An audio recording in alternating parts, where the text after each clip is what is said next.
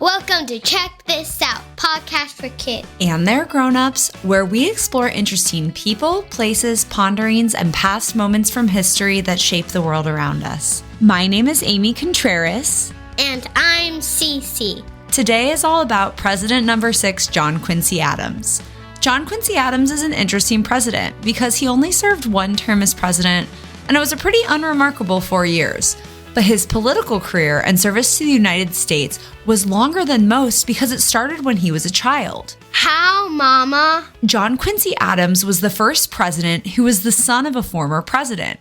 John Quincy Adams was groomed by his parents for public service and diplomacy. Oh. He might not be the most successful or influential president the United States ever had, but he was a diplomat, the first U.S. minister to Russia, a writer, potentially the best Secretary of State in the history of the United States, a one-term president, and the only president to serve in Congress after being president. Whoa, no way. Yes, and throughout it all, he fought for anti-slavery. Tell us.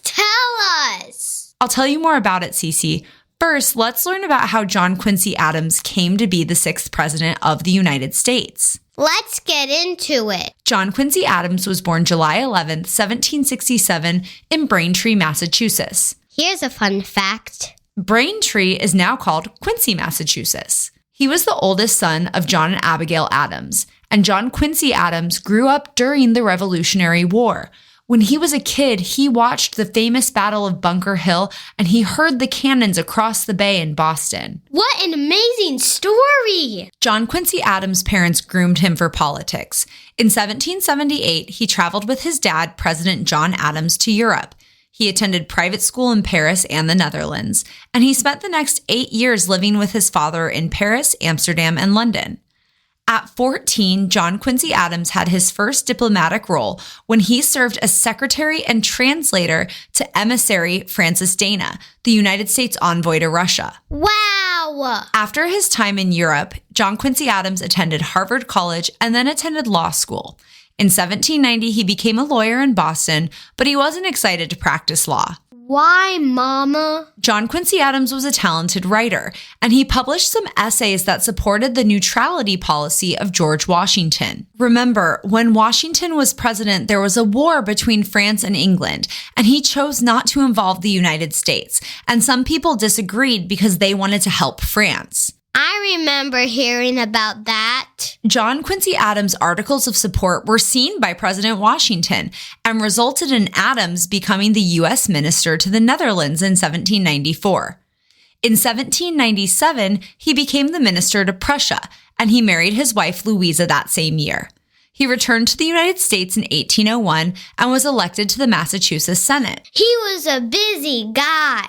John Quincy Adams was an effective diplomat, but he was an even more skilled Secretary of State to President James Monroe. What do you mean, Mama? When Adams was Secretary of State, he played the leading role in the acquisition of Florida, which was a highlight of Monroe's presidency. John Quincy Adams also helped create the Monroe Doctrine, which shaped American foreign policy. And as Secretary of State, he established the present-day U.S.-Canadian border, stopped Spanish and Russian claims to Oregon, and he created a policy for the recognition of new Latin American nations. They did so much. Yeah, and if his time as Secretary of State was impressive, his presidency was the opposite. Really? Spill the tea. John Quincy Adams' election in 1824 as president was contentious, which is a fancy word for saying a lot of people weren't happy with it. When he ran for president, there were 4 candidates. Andrew Jackson received 99 electoral votes. John Quincy Adams got 84. Crawford got 41, and Clay got 37. But in the Electoral College, there needs to be a majority to win the presidency. Because no one had a majority, the decision had to be made by the House of Representatives. They selected John Quincy Adams, which enraged Andrew Jackson and his followers. That must have been hard. It was. As president, Adams tried to drive forward projects with the goal to improve society. He proposed things like road construction, river widening, educational institutions, and a national observatory. All of these actions were blocked by Congress or supporters of Andrew Jackson. During his presidency, the Erie Canal was completed. This linked the Atlantic and transatlantic marketplaces with the increased farming resources in the northwestern states. He also finalized a settlement with the British over payback for damages incurred during the War of 1812, which had been left unresolved by the Treaty of Ghent.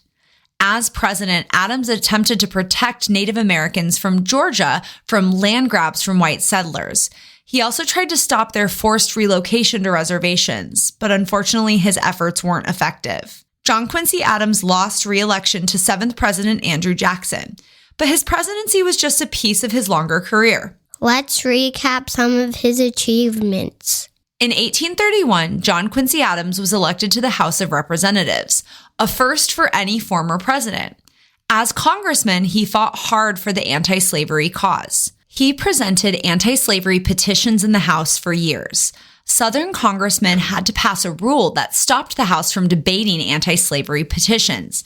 But Adams tirelessly fought against this rule for 8 years until he was able to get the law repealed. My mind is blown. One of his biggest contributions to anti-slavery was how he defended and fought for the Africans who were arrested on the slave ship Amistad.